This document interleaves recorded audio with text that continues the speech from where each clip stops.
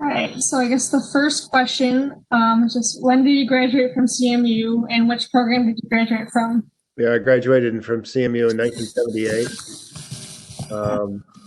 and my degree is a BS in education with math as a major and chemistry as a minor. Okay. Why did you choose to attend CMU? Well, as I indicated, I'm a townie, or I was a townie. I was born and raised in Mount Pleasant. Yeah. My father taught at the university, so it was just a natural choice. Yeah. Yeah. It wasn't really a conscious choice. Let's put it that way. It was more, that's just sort of what was expected. Yeah, that makes sense. And all of my siblings attended Central as well. So Okay. Just knew what to expect. uh, very well. Well before your time, they used to have a laboratory school there for elementary school. And Okay. myself and all of my siblings went to Central from the age of 5 at the elementary school. It was a teaching school to allow teachers to practice teaching.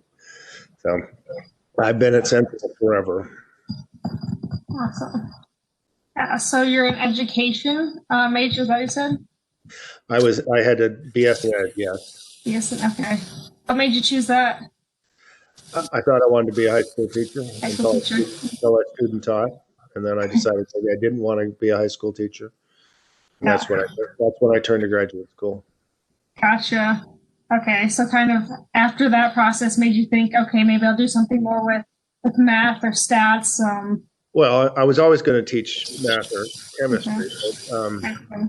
But, I had a statistics professor when I was at Central who was also a family friend, and he handed me a bulletin from the Bureau of Labor Statistics in 1978 and said he basically said in the next 10 years there are going to be lots of jobs as statisticians. So I looked at it and said, hey, that way to go.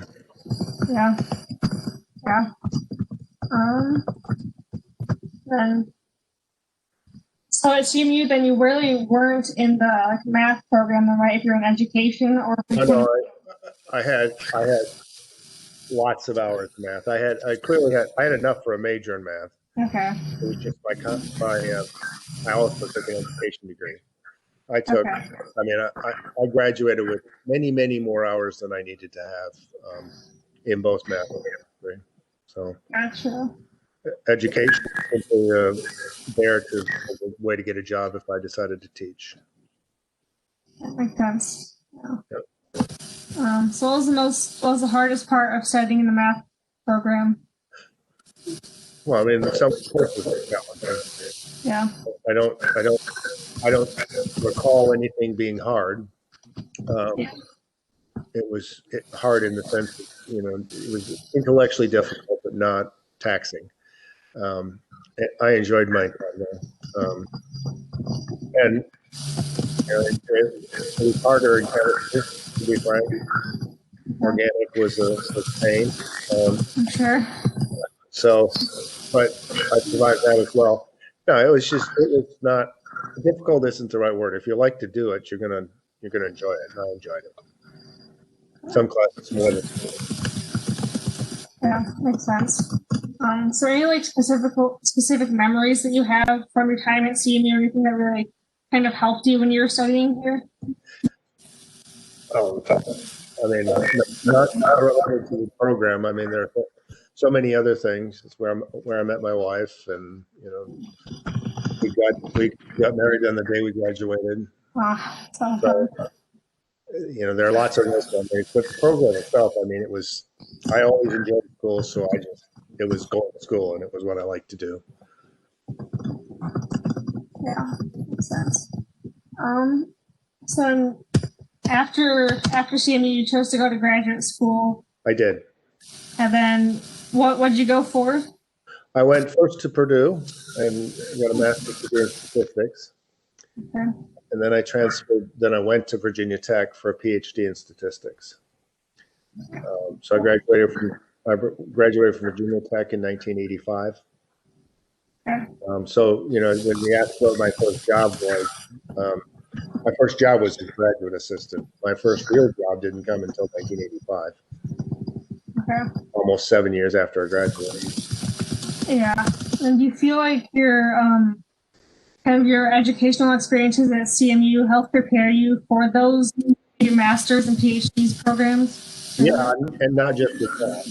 The education degree was helpful, being a grad assistant teaching.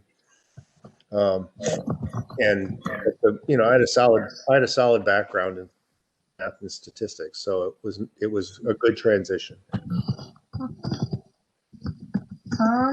What was your first kind of real job after you got your PhD? Yeah, I went to work for what was called Shell Development Company. The research was at the time was the research arm of Shell Oil. So that was in Texas. I went to work at a lab down in Texas, down in Houston. What was the hardest part about kind of getting that first job? Years are hard, I guess. Well, I mentioned the professor that told me there were going to be lots of jobs in statistics. Mm-hmm. He was right. Okay. I had 4 interviews and 4 job offers. Wow. So the point, I guess, if you get a degree in statistics now or in the past, it's not very difficult to get a job. There are very few unemployed statisticians who want to be working. And I was working at the lab. I ended up running the statistics group there, and my challenge was finding people who were qualified to do what we needed to do.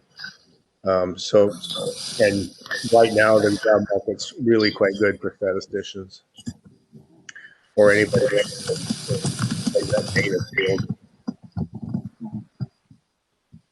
What have been your different career choices since graduation, since that first job? Well, I worked for 25 years for Shell. Okay. The first 8 years was at the lab in Houston, and then I spent 2 years over at the lab in Amsterdam.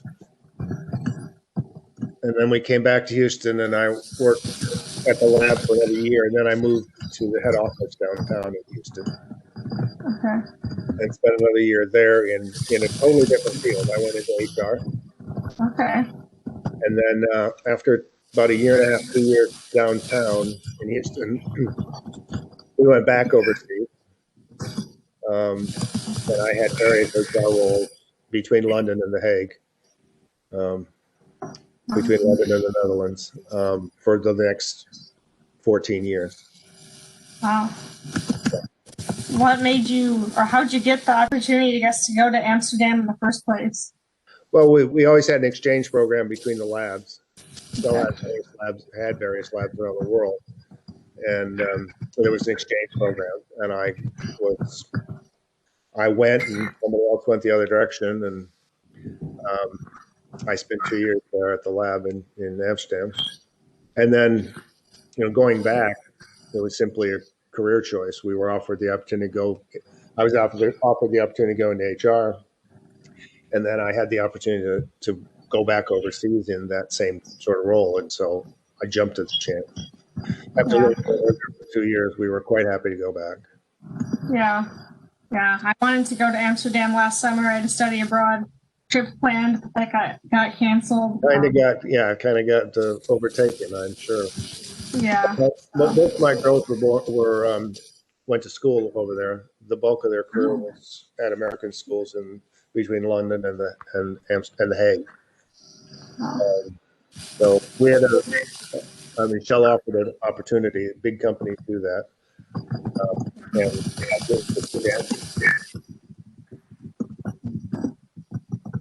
What made you want to kind of go HR?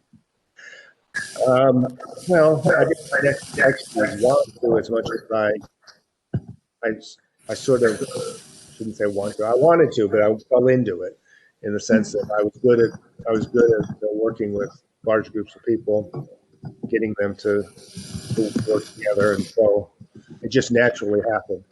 And after I got into it, I ended up being an HR manager for a couple of thousand headquarters staff, and so it just sort of happened. Yeah. But that's the path you can take in a large company. If you look for the opportunities and aren't unwilling to take them, then you can do different things. Yeah, definitely. Yeah. Do you think that that's kind of the way to go? Is it with a large company? No, I mean it's a choice. I mean, for me, my original choice was I had a choice between working for a couple of drug companies, teaching at the University of South Carolina, or going to Shell. And it actually turned out that the salary offer from Shell and from University of South Carolina were essentially the same. Starting salary, the trajectory is very different, but starting salary is more or less the same. The difference was the toys I could get at the lab in Houston that I couldn't get other places. And you have to remember when it was 1985. So I was told I would get a PC on my desk as soon as I arrived, and sure enough, there it was. 4 years later, I had a Mac 2 sitting on my desk, and it was just the facilities were fantastic. But some people don't like that. People don't like a big company. Some people don't like the the political atmosphere and the rules and regulations to go with the big company. I would never suggest that that's the way to go. It's the way to go if you like that. Yeah. I have a daughter who's studying for a PhD in biostatistics, and I would recommend she looks around, makes her choices herself. Don't follow me. Yeah, just worked out for you. Choose for yourself. Yeah. What has made you successful in your career?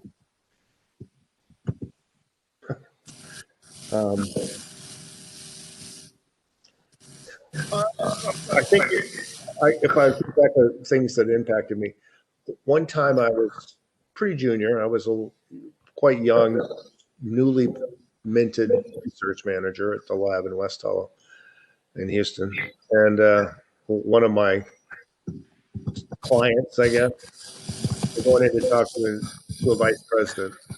And he looked at me and he said, "Dan, just remember, he puts his pants on the same way you do, one leg at a time." And what it meant to me when he said it, I mean, I don't know how he meant to say it, but what I heard was, these guys are just human beings. There's nothing about them and you. They just happen to have a different job. And I took that with me all the way through. And so my career, I had the opportunity to work with multiple heads of businesses in Shell, and up to and including 3 different CEOs of the company. And each time I just had to remember, they're no different than I am. You can't be afraid of them. You can't, you have to do your job, and they'll respect you. And I think that was really important to me. Yeah. I never lived in fear of people. I always was just trying to do the best I could for them. Yeah, that's a good mindset to have, and I think it also just helps you relate to them more if you don't think of them as someone that's so high and mighty. Yeah. And to be perfectly blunt about it, it was a lot easier in the Netherlands for that to happen than it was in Houston, because I distinctly remember one time being out for a bike ride, which happens quite a lot in the Netherlands, and the CFO for Shell went riding by the other direction. He happened to be a client of mine. That doesn't happen.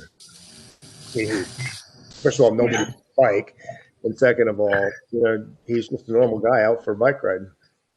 Yeah. So it was like. Yeah. So it's definitely easy to get kind of caught up in, oh no, I'm presenting to like the CEO of this company. So yeah, definitely a good thing to remind yourself of. Yep. And what are your 3 most important pieces of advice for students who choose to kind of go into the same, or I guess, statistician route? First of all, do the work. I mean, by that I mean get a good solid background, and the objective is not just to get out. The objective is to get a good, solid technical background. The other thing is it's exceedingly rare, unless you're going to teach, you're going to go to university. If you get a PhD, it's exceedingly rare to work alone. So you need good interpersonal skills, extremely good interpersonal skills. Learn how to do that. That presentation, that's one-on-one, that's in a large group, in a small group. You've got to be able to hold your own. And the third is learn how to write. What was that? Learn how to write. Learn how to write. And I mean writing in a fashion that's succinct, to the point, not wishy-washy, not in the third person. You need to learn to write directly if you're going to be a good statistician. Now, that's from an industrial point of view. That's me sitting where I was. I'm sure if you went to an academic and asked them what's the three most important things, writing in the way I described it would not be one of them. Writing might be one of them, but not in the way I described it. I view statistics for the most part, aside from academic world, as consulting. You're always working with somebody on something. And if you can't have a conversation, if you can't hold your own, if you don't have solid technical skills, and if you can't translate your words to writing in a fashion that can be communicated, you're probably not going to be very successful. When do you think you kind of learned that writing style, I guess? Oh, I learned it really. My first boss at Shell used to use a red pencil on my paper. Because at the time, we printed everything out and handed it to him. No electronics. And after about a year of him correcting or, suggesting or whatever, it's always in red. And I finally said to him, I really hate red. Because red means I did something wrong. Yeah. And he quit using red after that. But, he helped me tremendously in terms of that. So I found somebody who could help me learn to write. I mean, I was always pretty good. I took technical writing when I was at Central. I could write, but I couldn't write it the way a business person wants it written, needs it written. Very direct. Not a lot of if, ands, or buts. Not a lot of hedging. It's got to be pretty direct. Yeah, that's not something I hear a lot. It's interesting. I'm sure I'll learn that, after I graduate, get into the first job and stuff. But yeah, it depends on the job, of course. I mean, I was working in a lab where a lot of stuff was done by writing memos back and forth and technical reports and that type of thing. So if you don't have that type of job, then you're not going to need to write. But I don't think there are many jobs out there where writing isn't at least part of the process. Yeah, definitely. I think we hit most of the topics I wanted to touch on. Okay. Yeah, is there anything you wanted to maybe add or say that you think could help the stat department? No, I don't think I have anything to necessarily help them. I mean, I'm glad they're doing what they're doing. It's good that they've broken off now from the math department. It would have never happened 20 years ago, but now that they're large enough, that's a great thing. Two things. I mean, I guess the stat department has a direction that they're going, but I think a lot of their students are going to move on and go to other programs. I think it would be strange if somebody spent undergraduate through PhD at Central. I mean, it'll happen, but it wouldn't be. I wouldn't think it'd be that normal. Right. But if it does, we need to recognize what they're aiming at. Are they aiming at creating teachers or consultants? All the good stat programs I was recruited from when I was a research manager I wanted people who had had a chance to actually do real world consulting.